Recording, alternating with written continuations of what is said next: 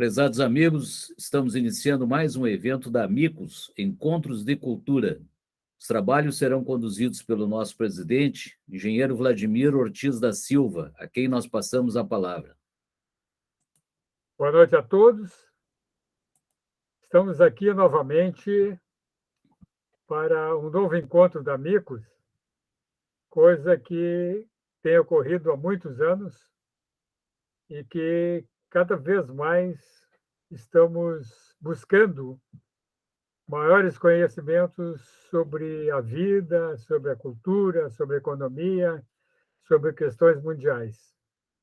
Somos um grupo de amigos que tiveram atividades profissionais em conjunto e que, a partir de encontros em almoços, né, fomos frutificando e hoje a gente tem esse grupo que não apenas conversamos entre nós, mas temos oportunidade de, seguidamente, trazermos para ampliar nossos conhecimentos algum palestrante. E hoje é um prazer muito grande termos aqui um palestrante que participa muito efetivamente dos nossos encontros, que é o José Horácio Gaioso e Almendra Filho. Ele vai nos falar sobre o difícil momento da educação brasileira.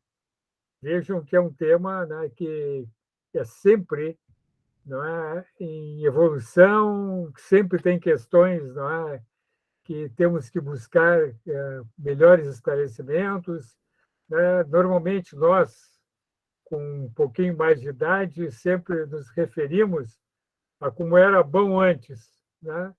Mas queremos saber se realmente era bom, se continua sendo, e nada melhor do que termos aqui alguém que entenda desse assunto. O José Horácio ele é mestre em políticas públicas pela FGV e a ESP, que é a Fundação Getúlio Vargas, da Escola de Administração do Estado de São Paulo, de Administração de Empresas de São Paulo. Ele também, atualmente, é diretor do Instituto Ergos, que é uma iniciativa voltada à qualificação integral de professores e gestores educacionais. Também é colunista em educação pelo jornal O Dia e autor do livro Desenvolvimento Rural, Políticas Públicas e Desafios Socioeconômicos, editado em 2020. Ele também atuou como coordenador de projetos na Embraer entre 2002 e 2009. Quero agradecer também ao Fará, que nos propiciou, tá, a vinda do José Horácio, tá, que estará falando do Rio de Janeiro, para termos conhecimento desse assunto que ele certamente nos trará. José Horácio, a palavra está contigo.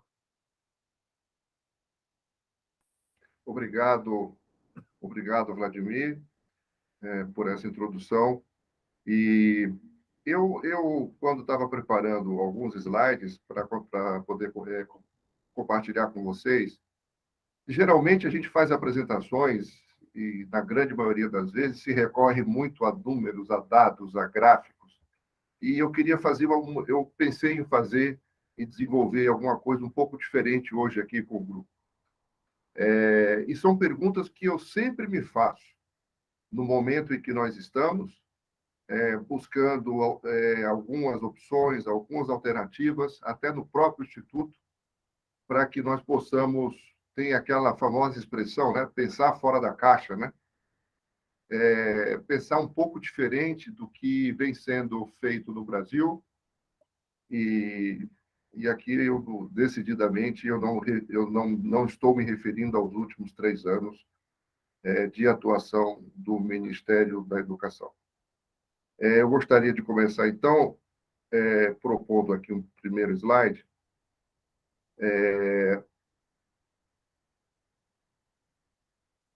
Está visível para vocês? Tá, né? Ainda não. Ainda bem que o Paulo está aí, cara. Eu tenho que entrar aqui.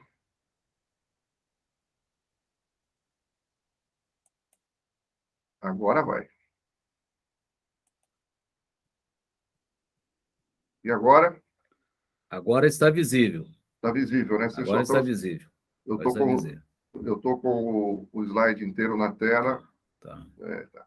Então, esse título aqui eu coloquei até como uma sugestão para a gente... Na realidade, o que hoje, a proposta que eu faço hoje para o grupo é de uma grande reflexão sobre a nossa educação, principalmente no que tange à educação pública, né, que eu venho me dedicando ao longo dos últimos 13 anos, muito intensamente.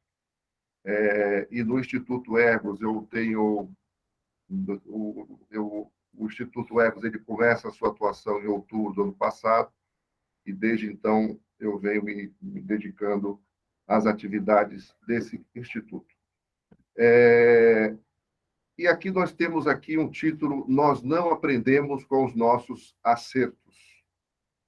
Por que nós não aprendemos com os nossos acertos? Eu queria colocar, eu listei aqui algumas datas que são muito marcantes na evolução, na história da nossa educação. Que começa lá, eu fiz uma linha de corte, começamos lá em 1932, que foi uma década de uma agenda cultural, uma agenda social, uma agenda de valores e educacional também muito intensa. E nessa década, em 1932, acontece o movimento reformista, que se chama, o pessoal se refere à nova escola. Na realidade, a nova escola ela tem influência muito de um americano desde o final do século XIX, o John Dewey, e é a nova escola, a partir desse movimento Nova Escola, do qual nós temos como fundadores desse movimento pessoas do quilate de Cecília Meirelles, de Anísio Teixeira, que mais tarde veio a emprestar seu nome para o INEP, né? Buscava-se, era uma época em que se buscava mais liberdade, tanto na vida social quanto na vida cultural, e esse movimento se reflete nas escolas, e a partir daí se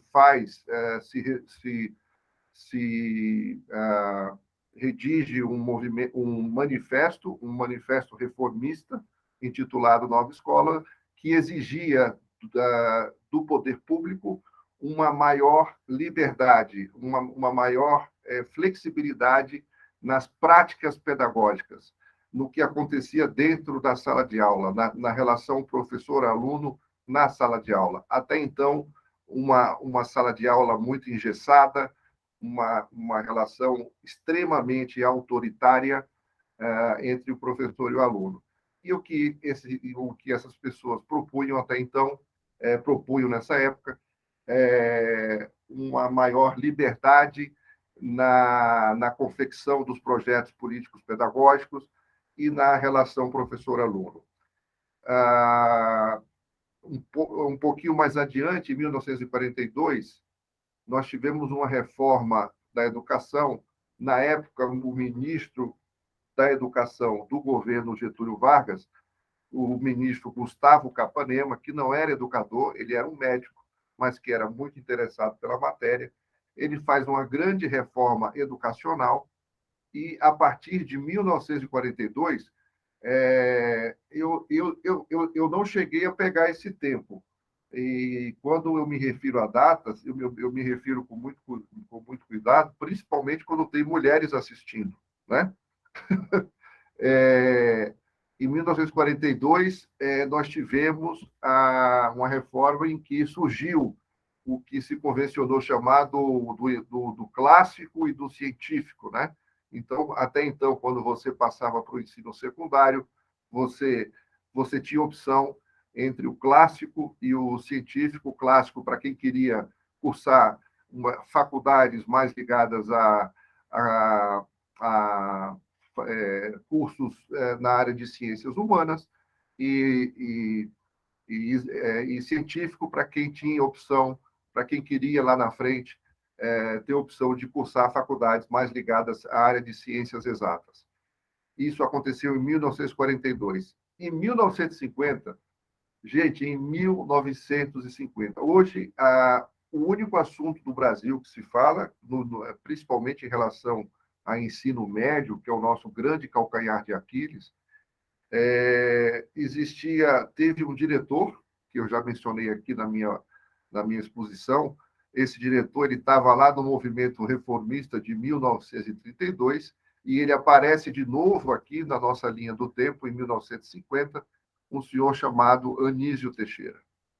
O Anísio Teixeira ele foi diretor de uma escola, em 1950, do Centro Educacional Carneiro Ribeiro, que ficava lá no bairro da Liberdade, em Salvador, estado da Bahia. E, nessa época, quem era o governador do estado era o senhor Otávio Mangabeira. E o que ele propôs, o que ele imaginou nessa escola em 1950? Uma escola em tempo integral. Um currículo, um projeto pedagógico que contemplasse alunos entrando às 8 da manhã e saindo às 4 da tarde. Nessa escola que, à época, se chamava Centro Educacional Carneiro Ribeiro e que hoje continua sendo uma escola pública, mas que mudou até de nome. Hoje se chama Escola da Liberdade. Então, nessa época, ele implementou um currículo em tempo integral. Esse projeto durou quase 3 anos, e após esses 3 anos, no final de 1953, devido à falta de recursos e à falta de inserção até na própria agenda, na agenda pública da época, esse projeto de escola em tempo integral não foi para frente. Queria destacar aqui também que nas décadas de 50 e 60, alguns de vocês já ouviram falar desse nome, da escola normal, né? E o que era a escola normal? Era um ensino secundário, o que a gente chama hoje de ensino médio, estendido, ele ia até 4 anos, mas ele preparava o futuro educador, ou seja, professores que lecionariam do primeiro até hoje primeiro até o 5º ano, na época, primeiro até o 4º ano, e eram professores alfabetizadores. Essa escola normal, ela preparava professores, tinha um currículo que, se hoje estivesse vigente este currículo, eu diria que ele seria muito atual. Não vai dar tempo para a gente entrar com essa profundidade, mas o currículo era um currículo que proporcionava a esse aluno na época, ensino secundário, que cursava a escola normal, ele iria atuar na alfabetização de crianças. E a escola normal atingiu seu apogeu até meados da década de 60. Depois, esse movimento, essa política pública, ela foi perdendo força, e já no início dos anos 70, ela estava praticamente descontinuada. A partir da década de 70, durante a ditadura militar, se percebe uma maior velocidade na distribuição de universidades públicas pelo território nacional. E um fator que, desde o início dos anos 50, permeou todo o processo educacional brasileiro e que teve grande impacto, foi que o Brasil talvez seja o único país do mundo que, no período de tempo de 20 anos, ele passou de uma população predominantemente rural para uma população predominantemente urbana.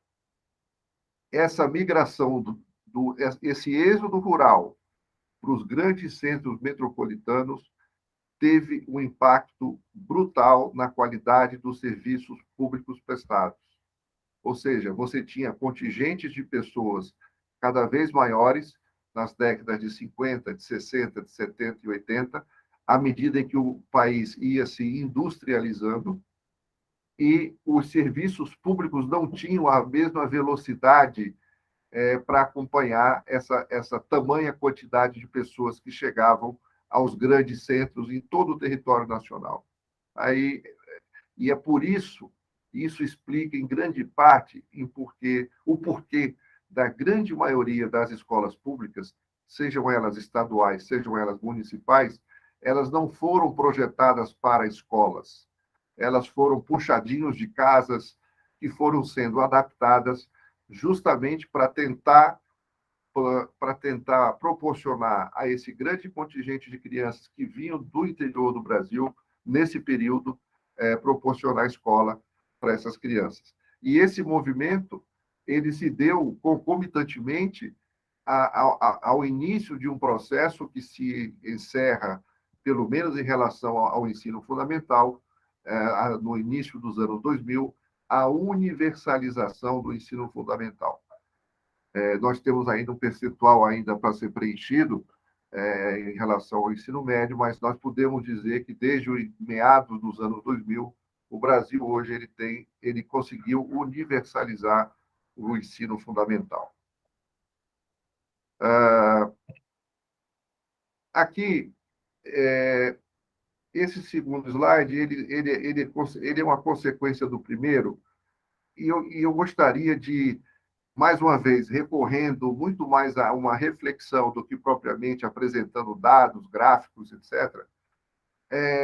Muito se fala, quando nós falamos em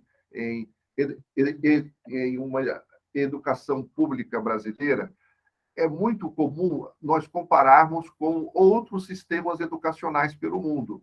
E então a gente fala do Chile, fala da Finlândia, fala de Singapura, dos países que têm grande sucesso naquela tão decantada avaliação PISA, né? No PISA, que é internacionalmente aplicado e que procura mensurar a qualidade, a proficiência dos alunos ao redor dos seus 15 anos. E aqui eu fiz um quadro muito breve para tentar comparar, principalmente com relação a conceitos, os pilares fundamentais sobre os quais estão alicerçados a educação brasileira, e aqui eu estou comparando com a educação finlandesa, na Finlândia, que é tido como um modelo de educação para o mundo. A Finlândia é um país muito, muito caricatural, porque a Finlândia, até 1923, ela fazia parte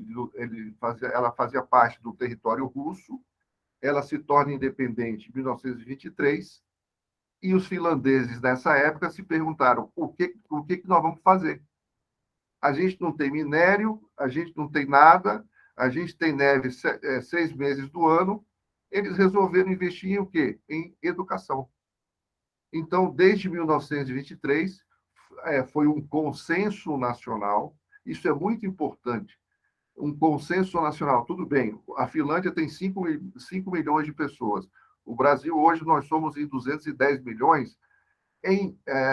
A população brasileira em idade escolar, nós temos 50 milhões de pessoas. Nós temos 25% da população brasileira tem idade escolar. Isso está na escola de alguma maneira, seja da pré-escola até a faculdade.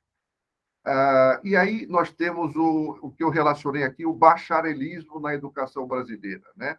Nós sempre tivemos um divórcio permanente entre a vida acadêmica, e aqui eu me refiro exclusivamente aos cursos de pedagogia e licenciatura. Nós temos um divórcio entre esses cursos e o que efetivamente acontece na sala de aula. Por quê? Porque no Brasil, muito influenciado por uma herança de uma cultura portuguesa que nós recebemos, e é uma característica da maioria das redes públicas de ensino no Brasil, à medida que o professor ele avança na sua titulação, à medida que o professor ele tem o seu grau, ele se forma como pedagogo, ele faz um mestrado, eventualmente ele faz um doutorado, esse avançar nessa titulação, à medida que ele avança nesse processo, ele se distancia da sala de aula, né? É uma coisa que geralmente ocorre no Brasil. À medida que o professor ele ganha mais titulação, ele vai se afastando da sala de aula e passa cada vez mais a assumir funções gerenciais, funções administrativas, que é exatamente o oposto do que acontece na Finlândia.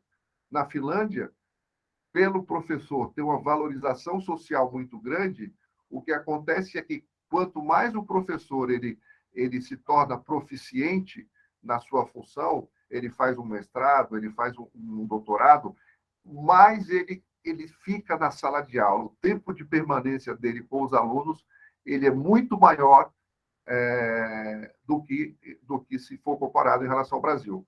E faz muito sentido, né? Quer dizer, na medida em que a sociedade valoriza o professor, na medida em que o professor ele se torna cada vez mais qualificado, essa qualificação ela vai sendo revertida nas práticas pedagógicas para os alunos.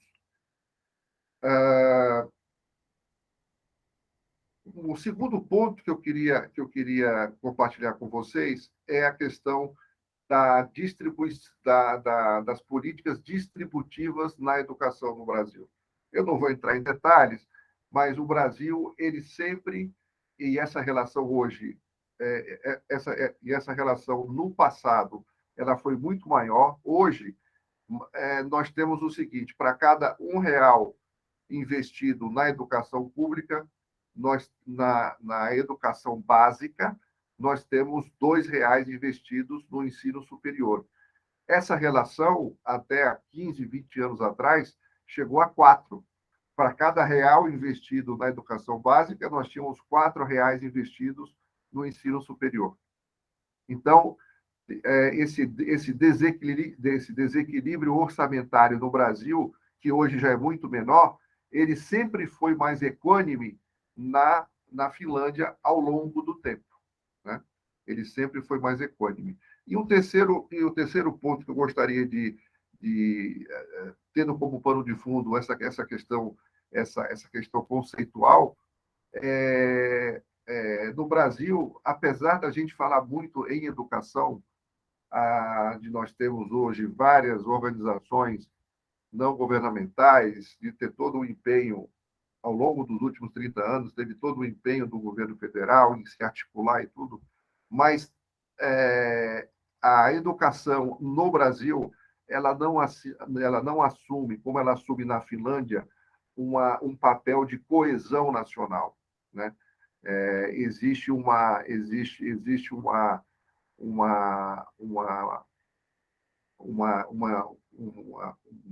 valor. Na Finlândia, a educação pública ela é tida como um valor social, e isso é comungado entre todas as classes sociais. E isso pode ser refletido no seguinte: 98% da população em idade escolar na Finlândia, 98% deles estão frequentando escolas, quer sejam elas na educação básica ou no ensino superior, escolas públicas, né? Então, isso reflete o valor que a educação tem para o país, e um valor que é partilhado por toda a sociedade. E 98% das escolas são escolas públicas. Seguindo aqui, uma coisa que nós começamos a trabalhar mais profundamente no início do ano, e tem ocupado muito nosso tempo e tem sido uma atividade que tem nos proporcionado muito prazer fazendo isso. Esse cenário, eu não gosto de falar de pós-pandemia, porque a pandemia ainda não acabou.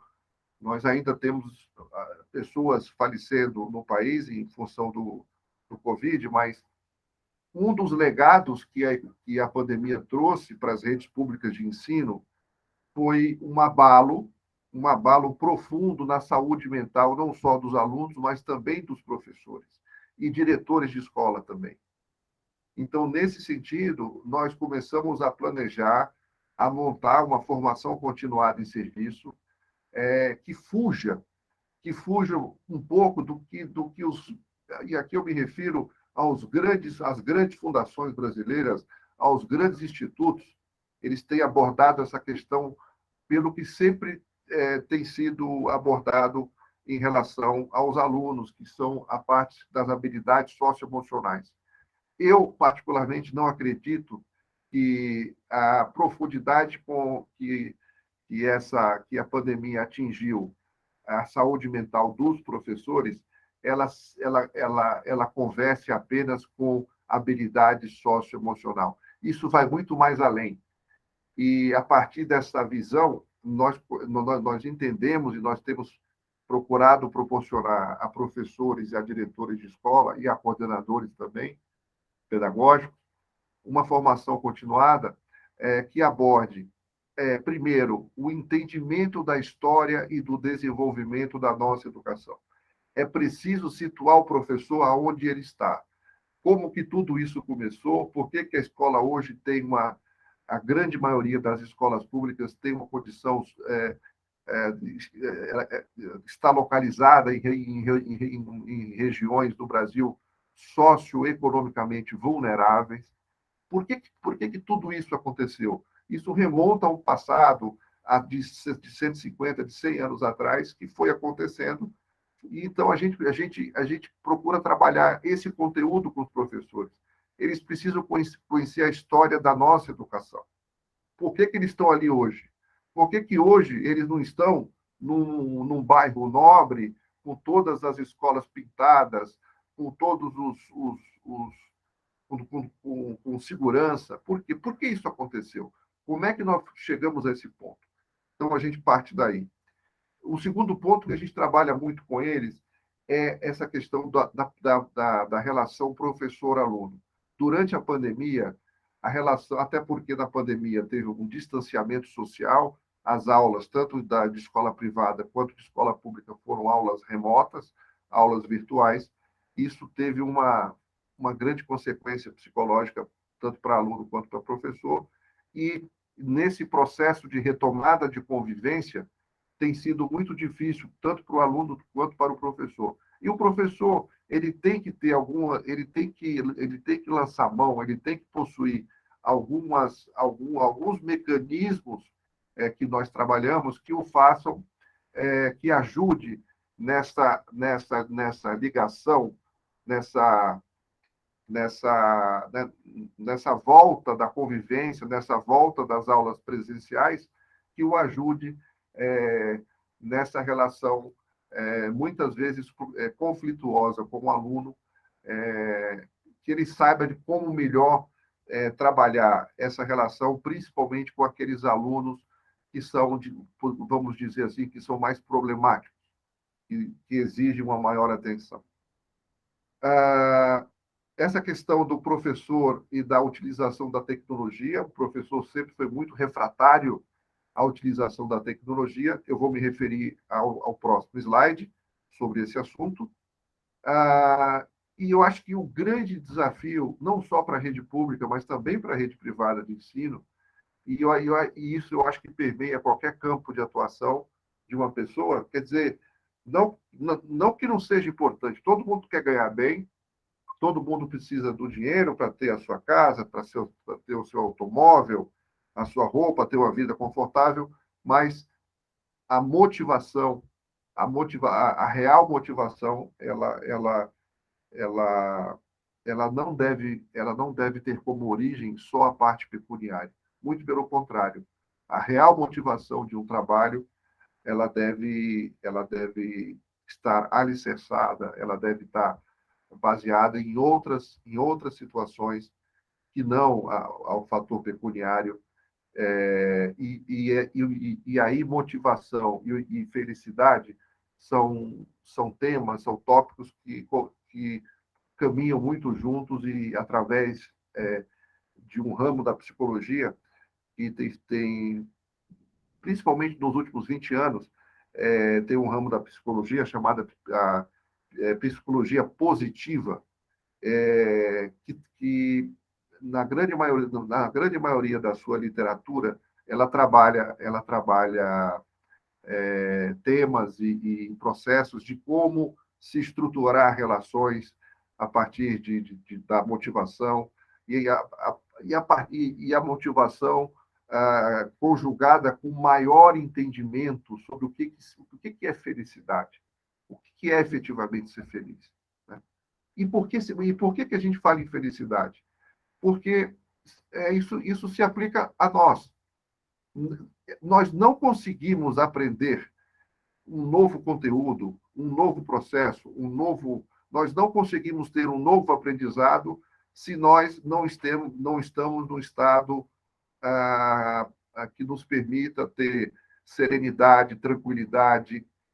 Por que não felicidade? Nós precisamos estar felizes para que nós possamos proporcionar o máximo potencial da nossa, o máximo potencial cognitivo e não cognitivo para aprender qualquer conteúdo novo, qualquer matéria que exija o nosso esforço mental.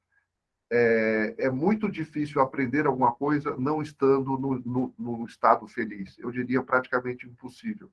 As pessoas só conseguem aprender se efetivamente elas estão se sentindo bem, estão se sentindo felizes. Então, é nesse contexto que a gente aborda a questão da felicidade para um processo contínuo de aprendizado.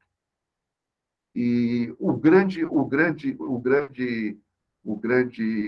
objetivo disso tudo, de todo esse manancial de conceitos que eu estou falando aqui, é o seguinte: na realidade, proporcionar ao docente, ao diretor de escola, uma melhor qualidade de vida, uma melhor qualidade de vida, uma melhor saúde mental.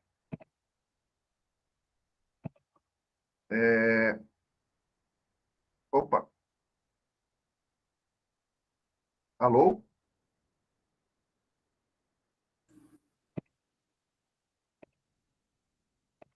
Ah, eu estava falando da tecnologia, né, gente? Isso aqui é um dado rápido. Do total de professores do Brasil, do total de professores da educação básica no Brasil, que hoje transita em torno de 2,2 milhões de professores da educação básica brasileira, apenas 67% acessam frequentemente a internet. Apenas 67%. Dos 57% que afirmam ter frequentado curso sobre a utilização da tecnologia, aqui é tecnologia da informação e comunicação, a TICs, né? Desses 57%, 74% o fizeram com cursos pagando do próprio bolso e apenas 26% participaram de cursos patrocinados por políticas públicas. Dos 57, apenas 26% participaram através de políticas públicas. Isso quer dizer o quê, gente? Quer dizer, quando a gente fala que o professor é refratário ao uso da tecnologia, na realidade, ele é refratário porque ele não conhece, porque ele não teve oportunidade de ter contato, de ter um curso estruturado de que maneira ele pode inserir tecnologia na prática em sala de aula. Apenas 26% do total de 2,2 conseguiram ter isso. Então, é preciso muito cuidado quando a gente fala que o professor ele é refratário à tecnologia. Ele é refratário porque a grande parte deles não teve a devida formação, não só na faculdade, mas posteriormente, uma formação continuada de serviço. E um dado que preocupa muito é que 60% dos estudantes de pedagogia no Brasil, 60% deles cursam através de curso de ensino à distância. Estamos falando algo em torno de 480 mil estudantes. Ao todo, o Brasil tem 830, 825 mil alunos que hoje estão cursando pedagogia. E desses 820 mil, 480 mil estão em escolas EAD. Né? Educação e o campo do conhecimento de pedagogia é um campo em que, diferente de outras faculdades, a educação ela exige uma interação humana, um relacionamento humano, uma relação presencial muito mais forte do que em outros cursos, pelo próprio fato de ser um curso em educação, né? e o ser humano, ele é, por natureza, um ser sociável. Então, você imagina como é que um professor vai fazer estágio, estágio em pedagogia? Ele tem que fazer estágio em sala de aula. Se ele não pode fazer estágio em sala de aula, se ele está a grande maioria desses cursos EAD, eles não prevêem estágios em sala de aula. Isso é um grande perigo para as próximas gerações de professores, se nós entendemos que o professor é um elo vital para que você tenha uma educação de qualidade, né? Isso aqui é o que a gente trabalha. Eu já falei de uma certa forma sobre isso tudo. Quer dizer, nós lá no Instituto Hermes, a gente trabalha gestão escolar, a gente tem uma capacitação voltada para diretor de escola, nós temos uma plataforma educacional na web que nos permite fazer uma avaliação, aplicar uma prova em qualquer lugar do Brasil, e essa prova ela pode ser aplicada tanto para 5.000 alunos, para 10.000 alunos, para 60.000 alunos, e a correção dessa prova ela é feita em questão de 24 horas. Isso permite uma agilidade no retorno desses resultados para as secretarias de educação, o fortalecimento da saúde mental, eu já comentei, e a questão do ensino superior, o que nós percebemos é que hoje, justamente como nós não temos um ensino médio, hoje, por volta de 85% dos alunos do ensino médio no Brasil estão em escola pública. E muitos deles, quando passam na faculdade ou são admitidos em alguns vestibulares, isso se dá muito com relação à faculdade de ciências exatas. Eles têm uma base matemática muito fraca. Então, logo no primeiro ano de cursos, por exemplo, de tecnologia, cursos de engenharia, os alunos eles têm uma dificuldade muito grande de acompanhar o curso da faculdade. Por quê? Porque não tem uma base matemática muito forte que deveria ter vindo lá do ensino médio. E o que nós fazemos? Concomitante ao primeiro ano da graduação, ao primeiro ano da faculdade, nós aplicamos uma avaliação para mapear que habilidades esses alunos dominam e já deveriam dominar. E, em função disso, concomitante ao curso, a gente aplica um reforço de matemática para que esse aluno ele possa ter condições de acompanhar as cadeiras que exijam matemática como mola mestra, né? E aqui, gente, para encerrar a minha reflexão, eu tenho esses 2 slides. Esse slide aqui a gente usa muito para a gente estar fazendo cursos, promovendo cursos de gestão escolar, né? Capacitando diretores de escola. E nada mais é do que a gente baseia os nossos conteúdos, a forma como a gente trabalha, em 4 módulos. A gente tem um módulo de gestão do orçamento, nós temos um módulo de gestão de pessoas, um outro módulo de gestão de metas e objetivos de aprendizagem, gestão de metas, né, principalmente, e o gestão do espaço físico, que seria a própria infraestrutura da escola. Ou seja, um bom diretor de escola ele tem que transitar nesses 4 módulos. Ele tem que preparar a escola, dotar a escola com uma boa estrutura física, laboratórios, sala de música, se for o caso. Ele tem que adequar o quanto que a escola tem de receita às demandas. E ele tem aqui a mais difícil de todas elas, esse módulo aqui de gestão de pessoas. Ele tem que saber gerir a sua equipe. Quem é a sua equipe? Os seus professores, os seus coordenadores, o merendeiro, o vigilante. A coisa mais difícil que tem numa escola, qualquer ela que seja, é a relação entre professores. Na grande maioria das escolas, por incrível que pareça, os professores eles não trocam informações. não que não exista, isso aí seria exceção.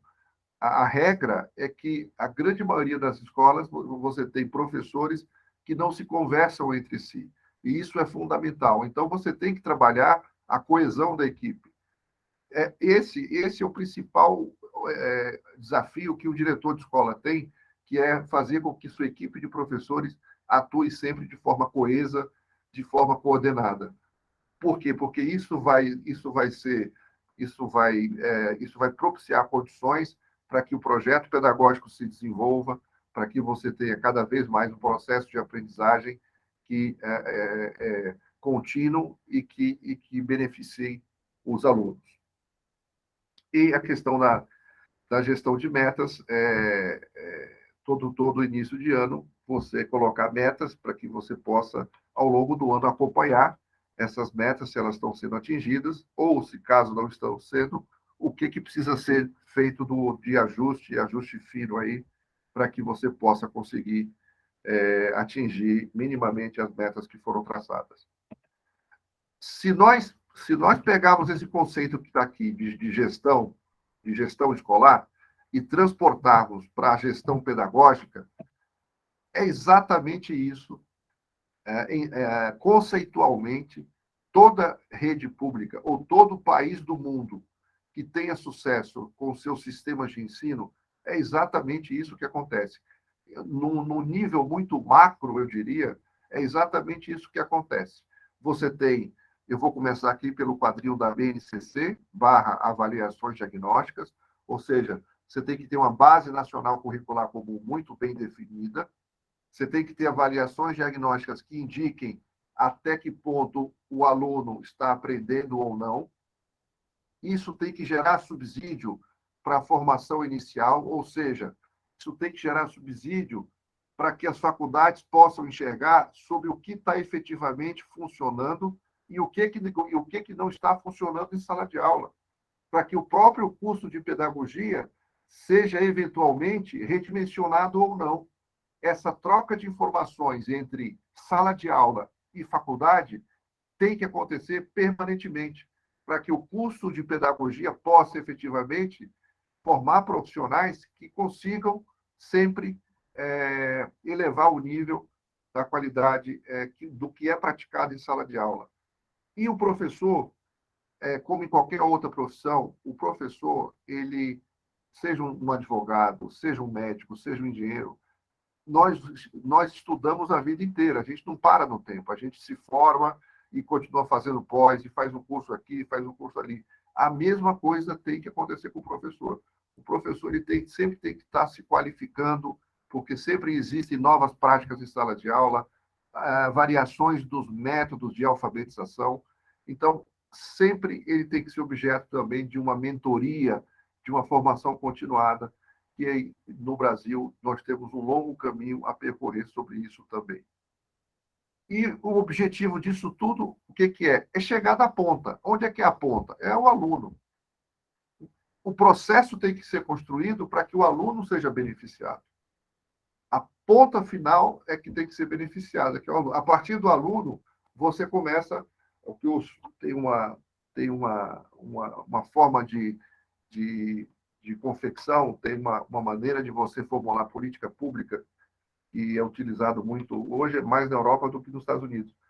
Quando você desenha novas políticas públicas, tem uma maneira que se chama um bottom-up, que é o seguinte: você tem que partir da ponta. Quem é o usuário final? Quem que vai ser impactado? É o aluno? A partir do aluno, você vai subindo níveis para que você consiga formular, para que você consiga desenhar todo um processo que nunca esqueça que a ponta final, o aluno é que seja efetivamente beneficiado.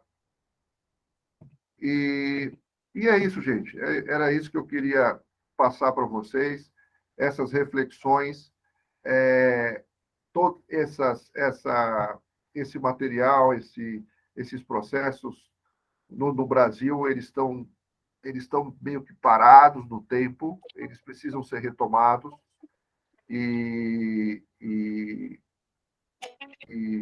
de certa forma, eu acho que nos últimos 3 anos, a gente, não só em relação à pandemia, mas principalmente pela ausência de políticas públicas que poderiam ter sido feitas de forma tempestiva e não foram, nós caminhamos 10 anos para trás. O Brasil hoje, o aluno brasileiro hoje tem, em média, uma proficiência que ele tinha em 2012. E isso exige muito desse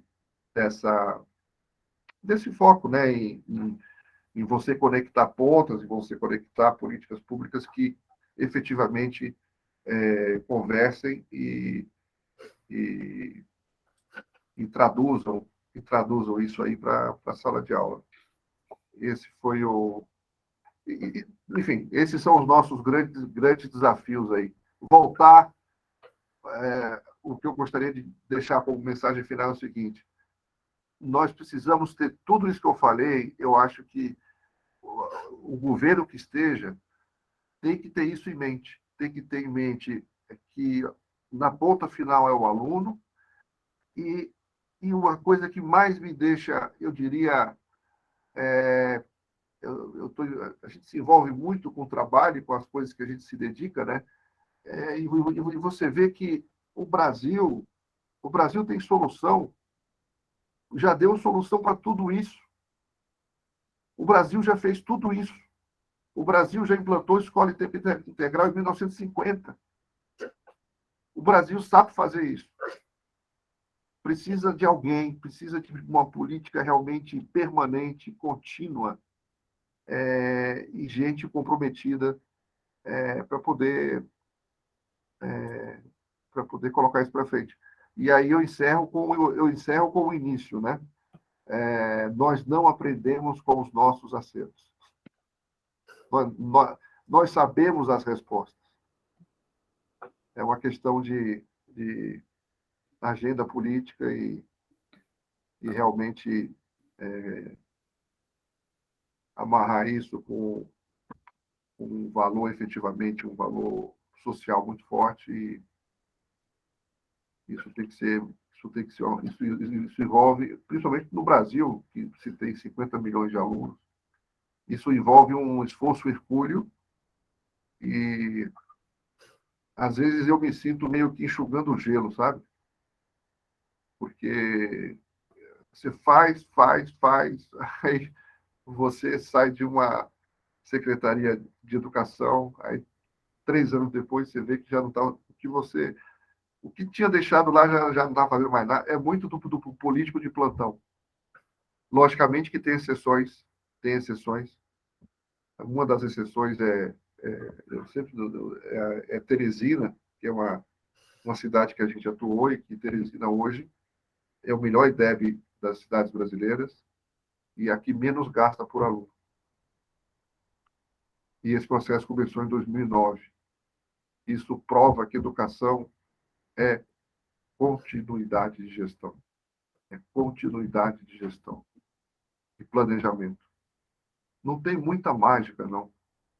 Continuidade de gestão, planejamento, qualificação contínua e, na medida do possível, remunerar professores o mais dignamente possível. É isso, gente. É isso que eu queria compartilhar com vocês. Espero que tenha atendido a expectativa de vocês. Espero que o conteúdo tenha agradado e estou aqui para eventuais perguntas aí que vocês quiserem fazer. Muito bem, José Horácio. Excelente. Conseguiste instigar o grupo aqui. Já tem gente desde o início com a mão levantada para te questionar. A tua colocação é uma delas agora, o final, né? Do sentir-se secando gelo, né? Dá para entender bem e deduzir do que todo o histórico, né, e cenário que colocaste, que mostra que tem o conhecimento do assunto total, né? Mas como não tem políticas públicas, né, que tratem com seriedade o assunto, isto é tratado em pequenos nichos, né, que servem de modelo, mas esse modelo atende muito parcial ou diminutamente às necessidades que o país tem. Então, realmente, né, é uma coisa que tem que ser, né, cada vez mais discutida e tentar fazer com que os políticos, né, mudem essas coisas que tu próprios indicaste, esses erros, por exemplo, né, do investimento em ensino superior maior do que educação básica. Isso aqui é algo, né? Fora isso, né, tem, o país tem uma coisa que é extremamente importante, que são as desigualdades sociais. Tá? Essas desigualdades sociais, elas fazem com que as diferenças, sobretudo no ensino e na educação, fiquem cada vez mais proeminentes, essas diferenças.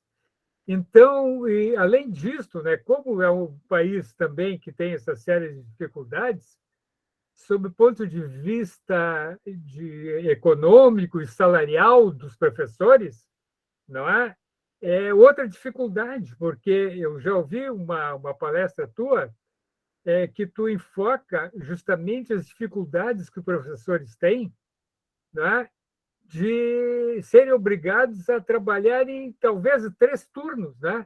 De manhã numa escola, de tarde em outra e à noite em outra. E onde é que está o tempo de estudo? Né? Atenção maior a cada aluno. Mas eu não quero ficar... A vontade era ficar falando, porque tu conseguisse instigar-nos. Mas eu já tenho várias pessoas aqui querendo fazer perguntas e eu passo imediatamente, então, ao Paulo Regis. Por favor, Paulo.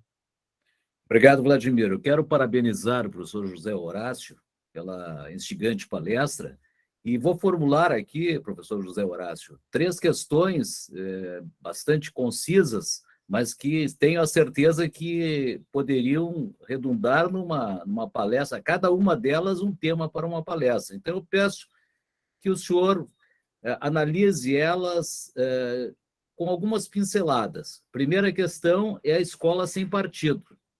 A segunda, que está diretamente associada a isso que o Vladimir falou, que é a remuneração dos professores no Brasil. E a terceira, a questão da educação domiciliar. Por favor, muito obrigado. Tá. A primeira, a questão da... Desculpa, Paulo, a primeira seria...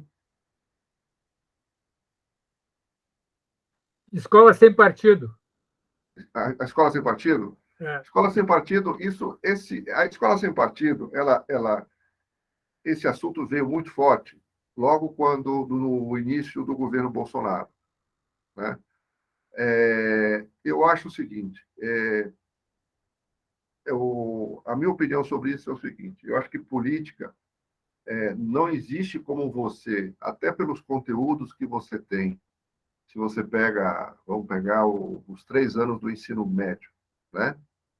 Eles estudam história da Grécia, né? Lá eles vão, dependendo da profundidade de qualquer escola estude a Grécia, eles vão ter lá, vão estudar um pouco de Platão, vão estudar um pouco de Aristóteles. Tá? Se fala em classes sociais, se fala em democracia, né? Política pelo próprio a política está presente em vários conteúdos do ensino médio. Então, eu acho que sim, deve-se trabalhar a política em escola, até porque faz parte da própria história. Agora, o professor, ao ministrar a sua aula, é uma tarefa extremamente difícil para ele. É difícil se ele quiser, mas uma coisa é você falar, olha, nós vamos falar hoje sobre o que é direita, o que é esquerda. Uma coisa é ele passar o conteúdo e falar sobre o que é. Eu vou falar de esquerda quando estiver abordando o final do século XIX, quando eu vou falar sobre um barbudinho chamado Karl Marx. Eu vou falar de esquerda, né? Como surgiu, qual foi o conteúdo, tal. Se ele for um professor de esquerda, ele vai dar uma conotação de esquerda muito bonita, né? Quando ele falar do iluminismo, quando surgiu o iluminismo, no início do século, viveu o seu apogeu no início do século XIX, teve lá o John Locke, que falava lá do liberalismo. Se ele for um professor de direita, ele vai achar, ele vai colocar ele vai desenhar um quadro lindo para o aluno. O que eu acho que o bom professor faz é colocar isso de uma maneira que seja apartidária. Olha, o John Locke desenvolveu essas ideias, ele tinha como pano de fundo assim, o conteúdo na época era esse, da mesma maneira que ele fala de um autor ou de um historiador de esquerda. Eu acho que não se. Na escola, você tem que proporcionar ao aluno o referencial, pertinente para que o aluno possa conhecer o que é uma ideologia de direita, o que é uma ideologia de esquerda. Não cabe ao professor instigar o aluno para que o aluno seja um futuro direita ou esquerda. O professor ele tem que manter uma postura apartidária. Esse é o grande desafio docente, enquanto uma boa docência é manter uma postura apartidária. Mas isso não exime, aliás, o contrário. Política deve ser abordado quando for pertinente, quando for a hora.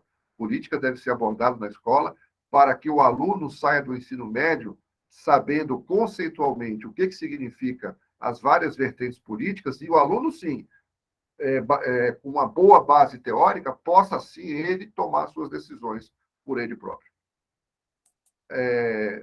Respondi, Paulo? Sem dúvida, sem dúvida, sem dúvida. A questão da remuneração, né? Isso. A remuneração, aí eu vou recorrer até o comentário que o Vladimir fez até de uma palestra que eu dei. Esse problema da remuneração surgiu, se a gente colocar numa linha do tempo, esse problema da remuneração surgiu na nossa Constituição, quando da divulgação da nossa Constituição Cidadã, da nossa Constituição em 1988. E porque lá fala o seguinte, que o ensino médio é responsabilidade do Estado, mas o ensino fundamental é responsabilidade precípua do município, mas o Estado pode também oferecer ensino médio. Ensino fundamental. Então, o Estado é ensino médio, o município ele é responsável pelo ensino fundamental e pela pré-escola e pela creche. Mas o que acontece no Brasil? No Brasil acontece que, na grande maioria dos estados brasileiros, as redes municipais elas não conseguem oferecer a quantidade de matrículas que são necessárias para abarcar todos os alunos que estão no ensino fundamental. E o que acontece? Por exemplo, aqui em São Paulo, você tem uma grande participação da rede estadual no ensino fundamental, que não deveria acontecer. Por lei, não deveria acontecer. Mas isso acontece por quê? Porque a rede municipal ela não tem ainda a capacidade de ofertar a quantidade de matrículas necessárias para abarcar todos os alunos da rede. E aí a gente junta isso com o seguinte, com o tal de Fundeb. Fundeb é o principal mecanismo de financiamento da educação pública brasileira. O Fundeb merece aí, eu diria que eu precisaria de 1 hora para explicar o Fundeb. Explicar bem, porque tem tanta coisa aí para... Mas o Fundeb é a principal fonte de recurso de onde sai o salário para o magistério, professor de escola pública, né? E essa situação de você ter uma escola municipal, você tem uma escola municipal, você tem no ensino médio, numa mesma cidade, São Paulo aqui, São Paulo capital, você tem ensino médio, que tem tanto escola estadual quanto escola municipal no ensino médio. O Fundeb ele é calculado por aluno. Então, cada aluno da rede recebe como repasse do governo, X reais. Né? Aí vira disputa de recursos. Esse é o primeiro ponto que eu queria falar. A própria Constituição, ela criou uma disputa de recursos entre esfera estadual e municipal. Por quê? Porque o ensino fundamental ele tem participação tanto do Estado quanto do município simultaneamente. E o Fundeb repassa um recurso para as redes públicas com base na quantidade de alunos. Aí vocês imaginam que o Estado vai querer ter sempre também aluno no fundamental, porque recebe também. Aí o foco começa a desviar. Esse é um ponto. O outro ponto é o seguinte: o salário base, a base nacional, a base salarial definida por lei do magistério, hoje está em torno de 2.800 e poucos reais. É o mínimo que o professor de 40 horas semanais, é o mínimo que o professor de escola pública pode receber. Abaixo disso, ele não pode. 2.800 e pouco. Só que o que o professor faz? O professor, ele faz o seguinte, sei lá, ele tem 2 filhos? Tem. Aí, para inteirar o orçamento do mês, o que ele faz? De manhã ele vai e passa a manhã inteira dando aula numa escola municipal. Aí, à tarde, ele vai e passa a tarde inteira dando aula numa escola estadual. E tem professor que à noite vai dar aula em... Vocês já ouviram falar do EJA? Vai dar aula no EJA. Aí eu pergunto, gente, esse professor, ele não tem tempo para descansar? Tudo bem, ele aumenta o orçamento dele? Ele aumenta o orçamento dele, mas a que custo? Ele não tem tempo para descansar, ele não tem tempo para os alunos, ele não tem tempo para conhecer os alunos, ele não tem tempo para se relacionar com os alunos, ele não tem tempo, consequentemente, para conhecer os pais dos alunos, que é super importante, ele não tem tempo para preparar a aula e ele não tem tempo para se reciclar. E é isso que acontece em muitas redes públicas do Brasil. O que é o lógico? O que seria o lógico? Seria você ter o professor em uma escola. Em uma escola. Agora, você tinha que remunerar o professor com um salário um pouco melhor. Se você remunera o professor um pouco melhor, aí você cria uma cadeia de eventos. O que eu quero dizer com cadeia de eventos?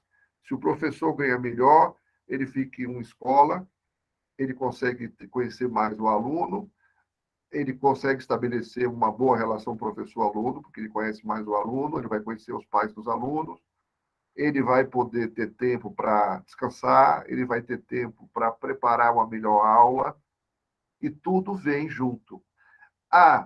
Se a profissão de professor está remunerando melhor, o cara que presta vestibular para administração e quer ser professor, ele vai prestar para professor, para ser docente, seja para licenciatura ou pedagogia.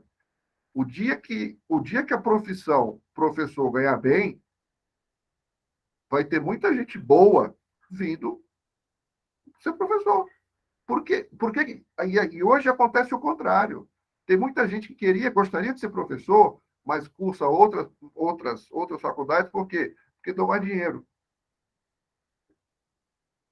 Então, a questão da remuneração é essa, é que o ideal, Paulo, era você ter um bom salário para fixar o professor de uma escola. Qual que é o grande ganho? Qual que é o grande ganho da escola em tempo integral? Por que ela tem tido um grande impacto social nas redes públicas? Porque a escola integral, por ser integral, ela tem conseguido fixar um professor na escola. E aí acontece essa cadeia de eventos que eu acabei de relatar para vocês. Porque ela é uma escola em tempo integral. Mas isso deveria acontecer nas escolas regulares também. O que falta? Falta política pública. O dia que me colocarem como ministro, tem de duas uma. Ou eu morro, ou me matam em 2 dias, ou muda. Aí eu entro lá com seguro de vida, já deixo tudo certinho aqui, um bom seguro para minha esposa e 2 filhas, vou mudar, aí vão me matar. Ou, se não matar, eu vou mudando. Eu tenho certeza que o Edu entra nessa junto comigo também. Né, Edu? Muito bem, ô, Zé Horácio.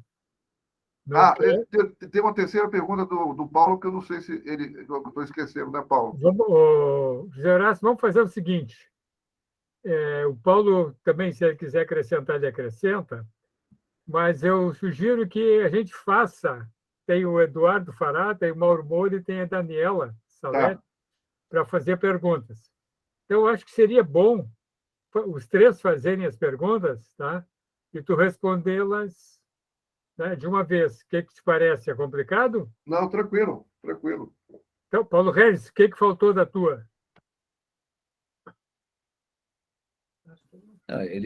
O enfoque sobre educação domiciliar, mas eu acho que está bem, essa sugestão aí é boa.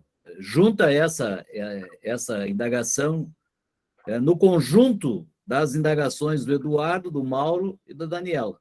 Tá bom. Então, vamos começar pela Daniela. Olha, eu não furei a fila porque eu quis, viu? Fui a última a me inscrever. Eu que furei para ti. Tá, gente, assim, ó, eu realmente saio muito desesperançosa dessa nossa live, viu, José Horácio? O que me dá um ânimo é o fato de tu te dispor a ser ministro. Aí eu ganho uma certa... saio com um certo otimismo.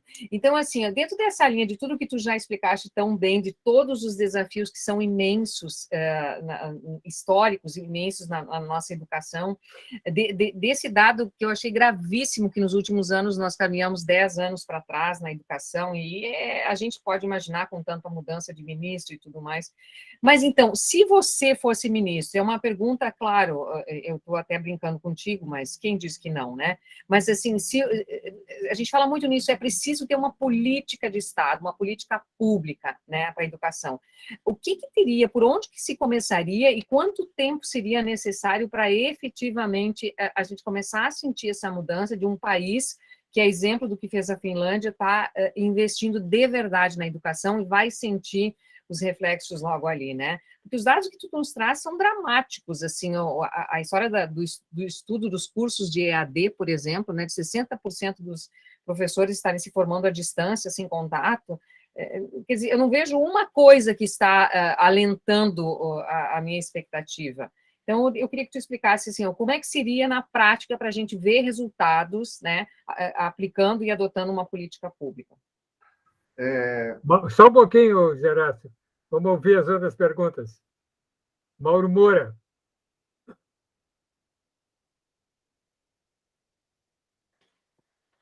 Obrigado pela palestra, muito instigante. Na realidade, eu não tenho a pergunta, tenho algumas observações. A minha esposa foi professora do Estado do Rio Grande do Sul, aposentada, e eu vou falar rapidamente o que eu via, né? Em primeiro lugar, eu via que não se deve eleger diretoras em escola. O que acontece nas eleições de diretora? Ela tem que ser boazinha com os colegas, ela tem que ser boazinha com os alunos, cada um tem um poder de voto, tem que ser boazinha com os pais, né? E ela assume e não sabe mais dirigir porque não sabe a quem agradar, porque vai ser candidata à próxima reeleição. Eu estudei em escola, no meu ginásio, em escola marista, e o diretor não era professor, era um administrador escolar, né? Então, eu vejo isso um grande problema nas escolas, né? As direções, eu não vou contar caso da minha esposa aqui, onde as direções parece que estão apoiando mais os pais nas suas queixas idiotas do que com os próprios professores, né? Eu vejo essa questão de salário também é uma coisa um pouco complicada, porque os salários dos professores aqui de Porto Alegre, os professores municipais, é muito bom, né? Eu te recomendo dar uma olhadinha no IDEB de Porto Alegre, é uma vergonha. As escolas são boas, né? Então, os salários, eu acho que são 2 ou 3 vezes maiores que o salário do Estado. E não é só salário, então, né? Talvez a corporação do serviço público seja um pouco mais complicado. Outra coisa que as professoras não tinham apoio nenhum, crianças problemas, tanto problemas psicológicos com problemas de aprendizado. As escolas não têm apoio fora do horário de aula para essas crianças. E outra coisa que eu vejo é o seguinte: as escolas, principalmente as de nível básico, não são mais escolas, elas são creches. As mães mandam os alunos para lá porque fizeram um filho que não podiam cuidar, e isso é uma grande realidade. As escolas hoje são creches, dão alimentação, dão tudo, então acho que esse é um outro problema. Eu fiz o meu segundo grau na Escola Liberato Salzano Vieira da Cunha, aqui em Novo Hamburgo. Era uma escola de tempo integral, entrávamos às 8 e saímos às 17. Eu fui o último, a minha turma foi a última que fez isso. A próxima turma entrou com 3 horas. Era uma escola técnica de química, né? Então, é uma coisa um tanto complicada. Eu só queria... outra coisa, só para comentar. Todo santo dia se vê nos informativos de jornais: a escola tal teve um vendaval há 6, 8 meses atrás, e o Estado está fazendo a licitação para consertar o telhado. Essa lei de licitação brasileira, então, eu te recomendo, não sei se é ministro, que tu não vai resolver isso, ela foi feita para evitar a corrupção, e nesse país não evitou corrupção, parece que só aumentou. A gente viu aquela cena lá do buraco que aconteceu no centro de uma cidade de Tóquio, que em 3 dias a rua estava recomposta. Aqui no Brasil, ela leva 3 anos, né? Então, eu te recomendo que tu não seja ministro.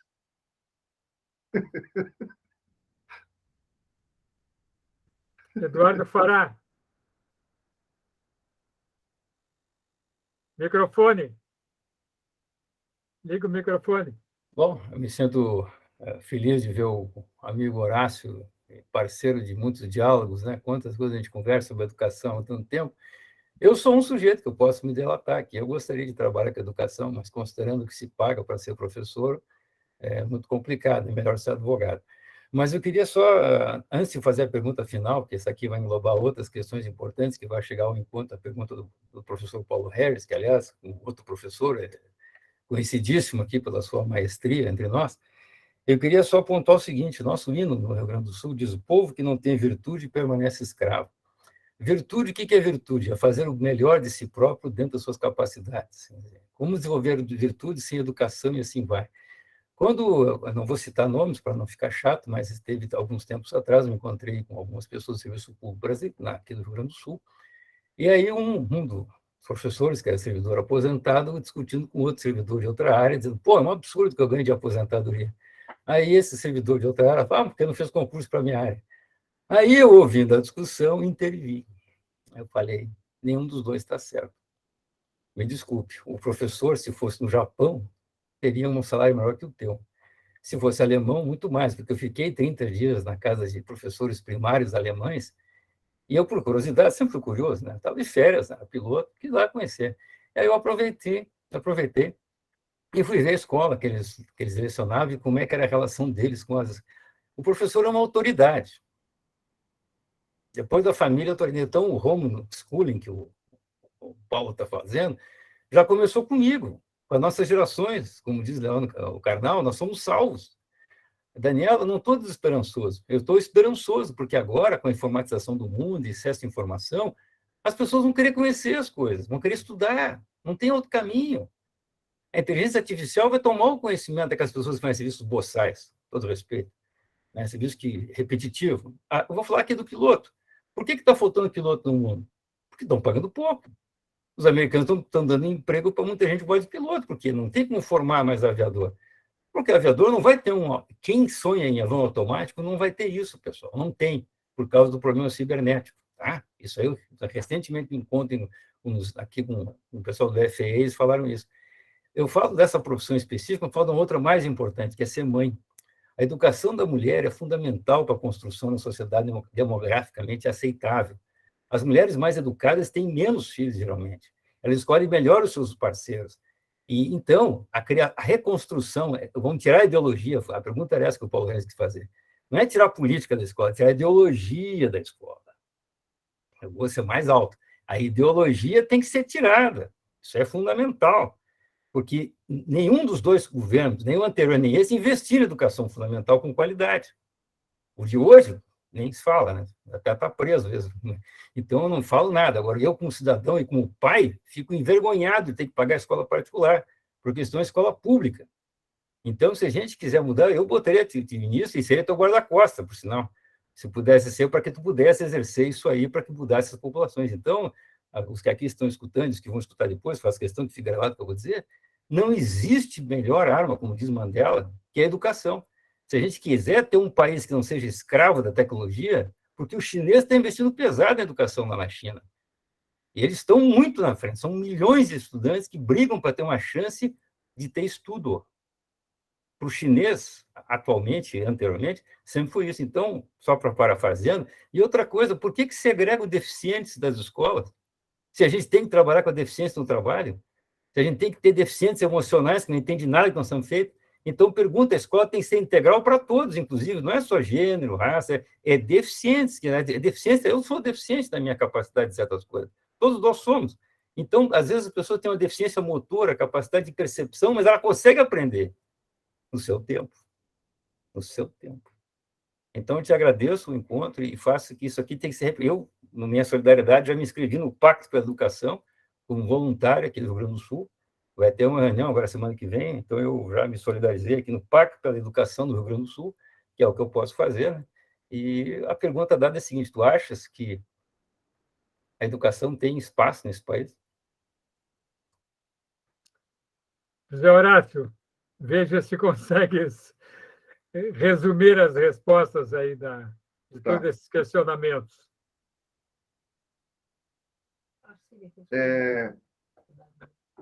Pegando o gancho aqui do que o Paulo falou sobre educação domiciliar, a educação domiciliar ela tem que ser vista sobre um prisma muito, na minha visão, sobre um prisma muito especial. A educação domiciliar ela é exceção, ela não é regra, né? Ela é exceção.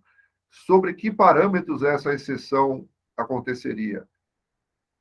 Existem algumas situações, por exemplo, crianças com grau de autismo muito elevado, que realmente não conseguem desenvolver a sua sociabilidade, aí sim,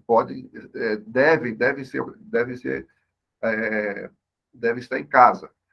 Eu não me lembro exatamente, mas o autismo ele vai de 1 até 9, algo assim. Tem graus de autismo que é muito complicado você inserir essa criança numa sala de aula. Realmente é muito complicado. Tem situações... então, vamos lá. Tem situações psicossociais muito delicadas, muito particulares, que aí sim eu acho que deveria ser objeto de um ambiente familiar, ou você dotar a escola de um espaço adequado para esses casos. Até para se pensar, dependendo da evolução dessa criança, inserir essa criança dentro de um processo, de um processo de ensino planejado, desde que essa criança apresente uma boa evolução, ela gradativamente ela vá se inserindo em uma sala de aula. Mas teria que ser realmente um papel desempenhado por pessoas extremamente qualificadas em educação especial, o que não acontece nas escolas públicas brasileiras, né? Agora, você tem um outro lado. É importante que crianças que têm algum tipo de restrição frequentem a escola, devem frequentar e devem ficar em sala de aula, porque são objetos, elas se tornam melhores e proporcionam um aprendizado através da diversidade muito maior para os seus colegas, desde que você tenha um professor, um profissional qualificado.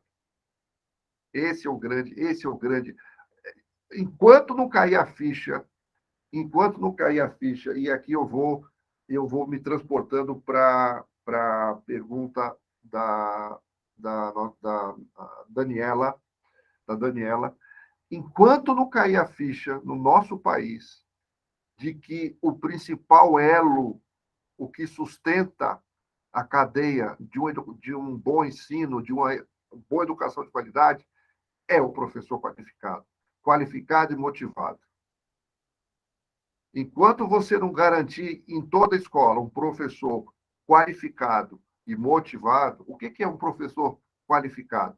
É um professor que tenha experiência, que tenha condições, que tenha know-how em como administrar numa sala de aula uma criança que tem algum tipo de restrição e integrá-la ao grupo. Tem que saber, o professor, muitas vezes, por incrível que pareça, gente, o professor, ele não domina o que ele tem que ensinar. Eu vou dar um exemplo para vocês. Semana passada, a gente estava num projeto de anos finais de ensino fundamental, de sexto até o nono ano. No oitavo e no nono ano, começa a introduzir um pouco de geometria plana, triângulo, retângulo, quadrilátero. O professor não sabia o que era isso. O professor de matemática não sabia o que era isso. Esse é a consequência direta. Não que todo ensino, que todo curso de EAD seja ruim, mas essa é uma das consequências do MEC credenciar a faculdade de pedagogia sem as mínimas condições. Tem professor saindo com o título de docente e que não conhece geometria plana para lecionar em escola de ensino fundamental. Então, você tem que ensinar o professor para que ele possa ensinar o aluno. É meio maluco, mas é isso mesmo. O professor, ele chega na sala de aula, ele não sabe, na grande maioria das vezes, dependendo da região no Brasil, você pega os rincões lá do Nordeste, do Norte, o cara não tem currículo do nono ano, tem aqui geometria plana. Ele não sabe nem o que é isso. Então, tem que ensinar o professor. É por isso que é fundamental no Brasil, até a máquina começar a girar, tem que ter uma formação continuada. Mas eu quero me ater aqui, não sei se eu estou fugindo já da educação domiciliar. Então, eu vejo, no caso, Paulo, realmente em situações muito específicas, em que você tem um diagnóstico, não só do ponto de vista pedagógico, mas do ponto de vista psicológico, de que aquela criança realmente ela tem que ser acompanhada num ambiente familiar. E na quase totalidade das vezes, isso é exceção. Essa questão da criança estar restrita ao ambiente familiar, isso é exceção. Isso é o vantajoso para a criança, o que é? É estar na escola, em contato com pessoas. Por quê? Porque aí ela não só desenvolve as habilidades cognitivas, né? Matemática, português, né? Como principalmente as suas habilidades que ela vai mais precisar desse mundo, que é saber se relacionar com gente. E ela só aprende a se relacionar com gente se ela estiver com gente.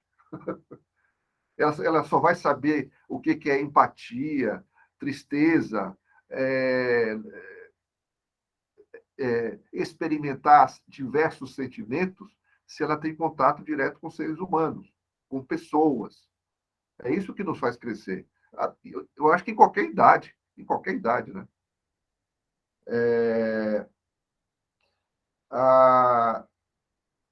O que são as duas? Se eu fosse ministro, as duas primeiras coisas que eu faria seria, vai muito na linha do que um comentário que o Mauro fez. Hoje, no Brasil, o diretor de escola, na grande maioria das redes públicas de ensino, o diretor de escola, ou ele chega a diretor de escola através de 3 formas básicas. Ou ele é eleito pela comunidade, eleito pelos pais, no caso que eu acho que vai na linha do que o Paulo falou, ou ele é indicado por um vereador. Olha só que beleza.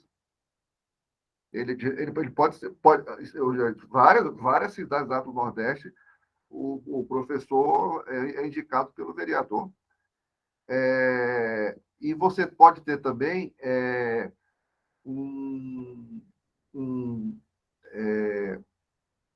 um diretor de escola que chega o seguinte: que chega através de um processo de eleição. De eleição entre os pares. Quem? Entre os professores. Você tem alguns casos assim. Então, e aí o diretor e tem a questão a questão docente, né? A questão docente. Eu acho que dando uma resposta conjunta para as questões da Daniela, eu diria o seguinte: o mais básico que é o seguinte: nós temos que ter, isso tá para ser feito no Brasil há vários e vários anos e não se faz. Nós temos que ter um plano coerente e sustentável de progressão de carreira. Que, olha, um plano de desempenho que seja seguido, que cada estado faça a sua maneira. Não, tem que ser nacional isso. Ó, o nosso plano de carreira docente é assim. Ó, tem que atender a essa meta, tem que atender a isso aqui, a isso aqui, a isso aqui, a isso aqui. Aí você vai progredindo de carreira, não só do ponto de vista funcional, mas também do ponto de vista da remuneração. Né? Tem que ter isso no Brasil, nessa área sempre foi muito obscuro. Isso foi muito obscuro e guarda ainda um caráter muito patrimonialista. Né? E o diretor de escola ele tem que passar por um concurso. O diretor de escola tem que passar por um concurso. Que tipo de concurso? Um concurso que se avalie se ele tem condições de ser diretor de escola. Ele tem que passar por uma entrevista por uma pessoa minimamente qualificada. Ele tem que ter uma prova. Ele vai ser gestor de escola. Ele tem que ter, lá na gestão escolar, eu falei de gestão de orçamento, não falei? Gestão de pessoas, gestão da infraestrutura, gestão de metas e indicadores, construção de metas. Ele tem que ter uma prova que dê uma aferição, que mensure o quanto que ele sabe disso. E ele tem que passar por um processo seguinte: ele tem que saber gerir pessoas. Se ele não saber gerir pessoas, ele não pode ser diretor. Se nós estamos falando em gestão escolar eficiente, a questão precípua que ele tem que dominar é o seguinte: dentre todas as competências que um diretor escolar tem que ter, a principal delas, se eu tivesse que eleger, ele tem que saber gerir pessoas. Ele tem que saber tratar a gente como gente. Se a gente conseguir fazer isso para 2,2 milhões de pessoas, de professores, e mais ou menos 900 mil, o número agora não me recordo de diretores, esse país virou uma potência em 5 anos.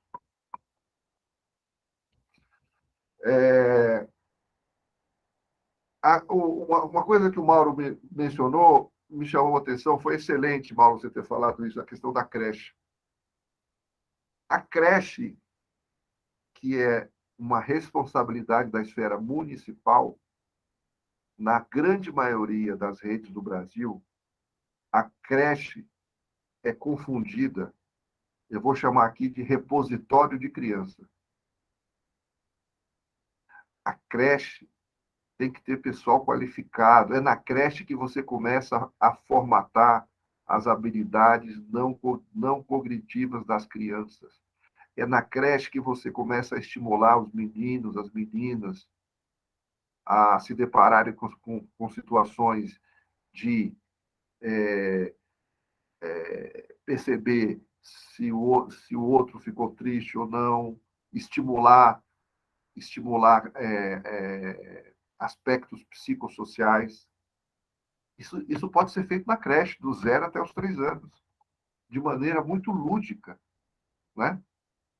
E o que se percebe na creche é que a creche não, está lá no repositório, fica lá, tem comida, tem gente para ficar olhando para ver se não cai, e é isso, não. Creche também tem que ter educação estruturada. É um grande... Isso vai demorar para mudar no Brasil. Mais uma vez, tem que ter gente qualificada. nós temos que assegurar, seria a terceira, Daniela, seria a questão do diretor, do docente. Nós temos que assegurar um currículo em pedagogia e licenciatura, nós temos que garantir que teremos professores bem formados, uma boa formação. Enquanto isso não... Aí, enquanto a gente tiver 60% EAD, sem... Gente, o currículo da USP, que é tido como uma das faculdades de pedagogia no Brasil, das mais bambambam, né? Pedagogia na USP, são 3.500 horas em 4 anos. Você sabe quantas horas de estágio? 520 horas. 520 horas. Se vocês entrarem no site da USP e irem lá no curso Graduação em Pedagogia, vai estar lá o currículo, as matérias do currículo, e vai estar lá a quantidade de horas de estágio. É 17% do curso. Não dá para formar professor. O professor vai... O que o professor vai aplicar em sala de aula com Sociologia 1, 2 e 3? Ele tem que, mais uma vez, eu acho, no fundo, educação cai naquela mesma coisa que a gente estava falando sobre a creche. A criança ser estimulada, o professor, ele tem que ter contato com quem? Com o ambiente em que ele vai trabalhar, que é a sala de aula. É a grande oportunidade que ele tem de juntar duas coisas que são fundamentais em qualquer faculdade, que é pedagogia, se essa faculdade se entende uma boa faculdade, que é teoria e prática, base teórica e base empírica. É a grande chance que eles têm. E o Brasil não faz isso. Não faz isso, e eu não sei por que não faz. Porque, mais uma vez, nós sabemos o caminho do sucesso, só que a gente se autoflagela. A gente se autoflagela.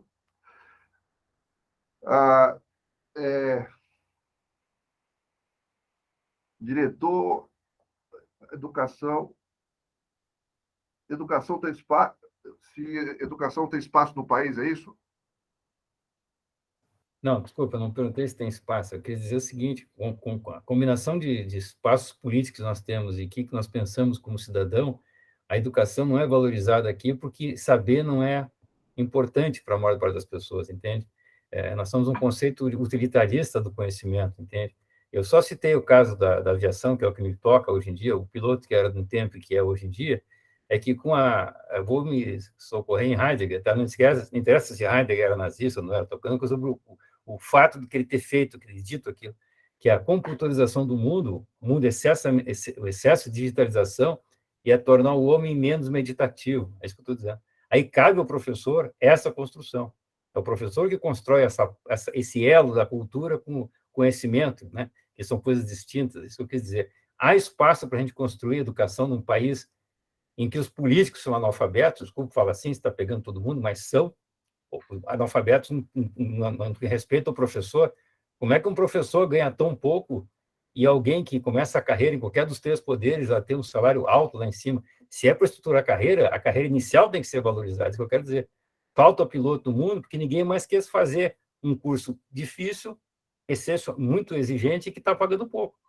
Desmotivou da mesma forma que o professor. Edu, eu concordo com você em gênero, número e grau. Eu acho que o Heidegger é um cara que está absolutamente certo no que ele fala. Eu acho que a gente é meio que refém, sofre desse processo aí de digitalização. Eu acho que o dia em que nós tivermos, em dia em que nosso país conseguir uma reforma política.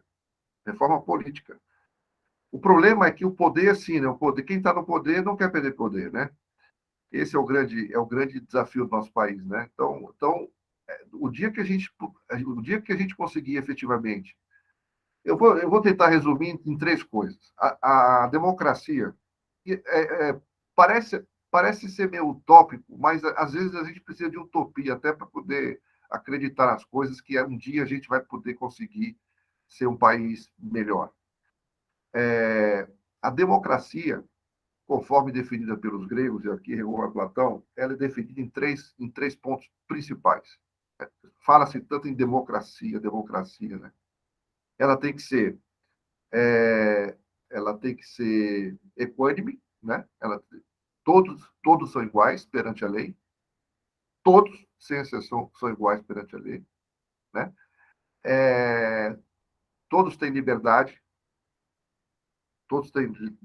de expressão, que é diferente de liberdade para libertinagem, são coisas diferentes que andam confundindo por aí, e todos têm que ter, que é uma palavra que vem do grego isogore, todos têm que ter o direito de falar, de expor as suas opiniões em público e debatê-las, e essas opiniões serem respeitadas e debatidas.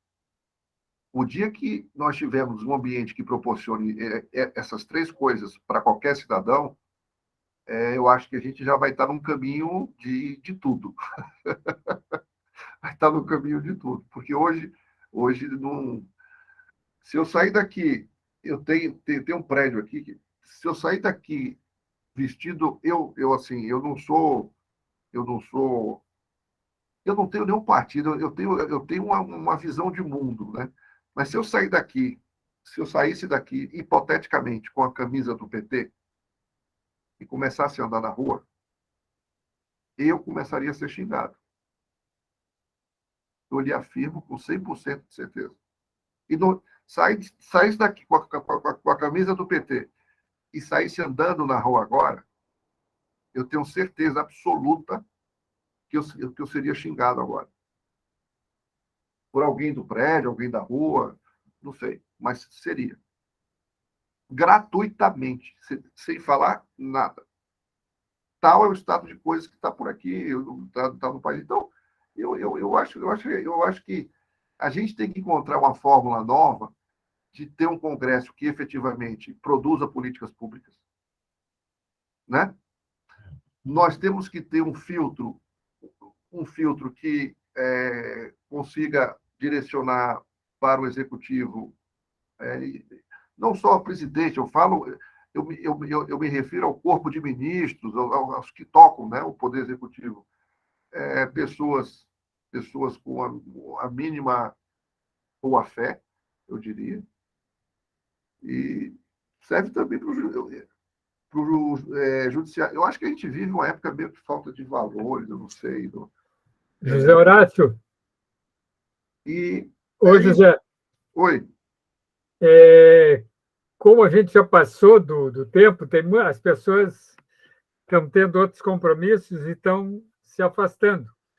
Então, eu sugiro que tu encaminhes, tá? Eu sei que teríamos, tá, bastante mais para conversar, mas sugiro que tu encaminhes, tá, ao encerramento.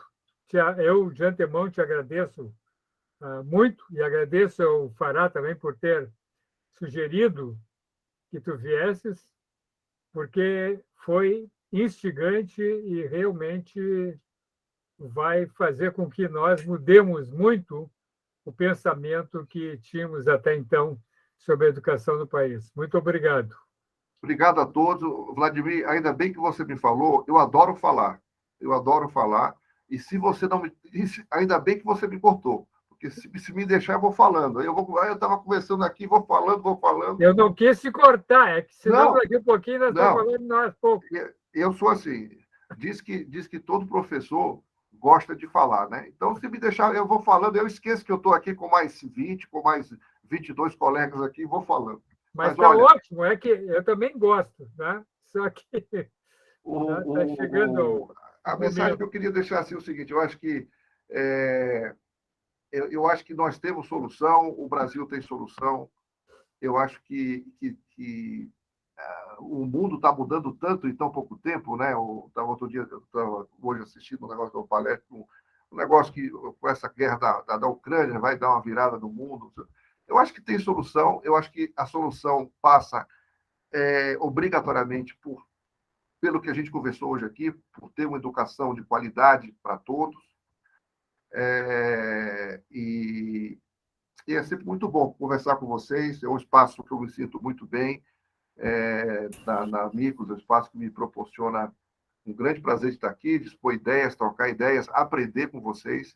Eu sempre aprendo com vocês, não só nessas oportunidades em que eu estou apresentando, mas nas outras em que eu estou no lugar aí e ouvindo algum colega, algum convidado palestrante. E isso aí foi mais uma excelente oportunidade. Muito obrigado pelo convite. O prazer foi muito grande e obrigado, um grande abraço e uma boa noite a todos os gaúchos e gaúchas. Muito obrigado. Paulo Regis, por favor, para o encerramento. Obrigado, presidente Vladimir. Nós queremos expressar a nossa gratidão ao professor José Horácio Gaioso e Almendra Filho pela instigante palestra intitulada O Difícil Momento da Educação Brasileira. Agradecemos e registramos a participação dos gestores da Amicus, bem como das seguintes presenças: Elaine Ferreira, que nos acompanhou de Palmeira das Missões, Daniela Salete, Marcelo Cabeda, Suzete da Costa e Heloísa Machado Rosa da Silva.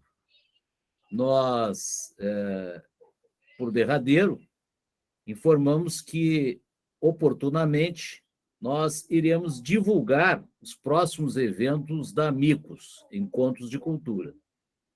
Com isso, queridos amigos, nossos trabalhos estão encerrados. Desejamos a todos muita saúde e uma boa noite. Boa noite. Obrigado mais uma vez, José Horácio. Obrigado a vocês. Um abraço. Um abraço. Obrigado, Elaine.